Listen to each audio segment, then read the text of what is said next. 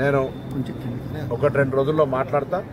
నేను అందరినీ కూడా ఒకటే కోరుతా ఉన్నా, ఇది రాజకీయపరమైనటువంటి అంశం కాదు. ఇప్పుడిప్పుడే ఆర్టీసీ గాడిన పడతా ఉంది, లాభాల బాటలోకి వస్తూ ఉంది. కార్మికులకు సంబంధించిన అన్ని సమస్యల్ని పరిష్కరించడానికి సిద్ధంగా ఉన్నాం. ఏ సమస్య అయినా పరిష్కరించడానికి ప్రభుత్వం, రేవంత్ రెడ్డి గారి నాయకత్వంలో ఉన్న ప్రభుత్వం, మేము ప్రజాపాలన ప్రభుత్వం. ఆర్టీసీ కార్మికుల పోరాటంతో తెలంగాణ సాధించబడ్డది. తెలంగాణ సాధించినాక 10 సంవత్సరాలు ఏమైందో మనం చూసినాం.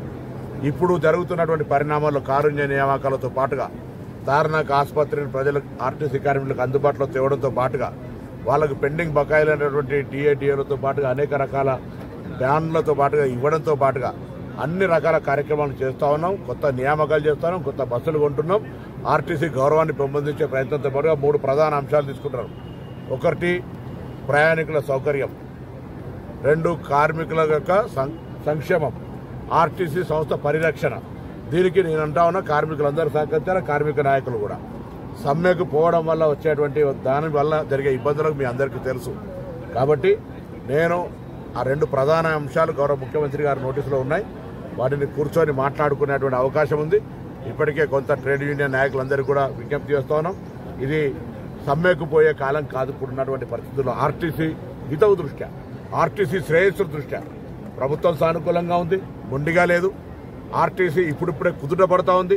10 సంవత్సరాల యొక్క జర్క్ దాన్ని ఓవర్కమ్ రావడానికి. మీకు ఒక విషయం చెప్తాను, 1562 కోట్ల పిఎఫ్ బకాయిలుండే, ఇలా దాన్ని 600 కోట్లకు తగ్గించినాం.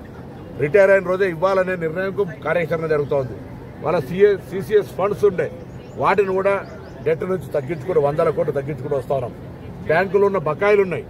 సంస్థ నిలబడాలి, 40,000 కుటుంబాలు బాగుండాలని కోరుకునే ప్రభుత్వం ఇది. తెలంగాణ ఉద్యమంలో వాళ్ళందరూ భాగస్వాములు. నేను ఒక తెలంగాణ ఉద్యమకారిని. ఆనాడు నై చలేగా బస్కపయ్యా, నై చలేగా అని ఉన్నటువంటి వాళ్ళు. ఇవాళ ఈ సంస్థను ఒక ఉద్యమకారుడి, అదేవిధంగా ప్రజాపాలన నాయకత్వం వహిస్తున్న ముఖ్యమంత్రి, ఉప ముఖ్యమంత్రి అందరూ కూడా సానుకూలమైనటువంటి నియంతృత్వంతో పోతలేం. మేము సానుకూలంగా ఉన్నాం. కాబట్టి ఇటువంటి లాస్ట్ ఎక్స్టెండెడ్ ఇష్యూషన్ పునరాలోచన చేయాలి. అటువంటి నిర్ణయాలు తీసుకోవద్దు.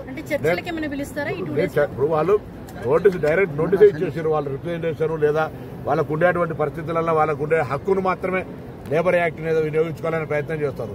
There is so many human relation and cordial relation, సంస్కృత సంబంధాలతోటి వాళ్ళకున్నటువంటి అనేకమైనటువంటి, నేను ఓపెన్ టు ఆల్. కాబట్టి దానికి సంబంధించి నేను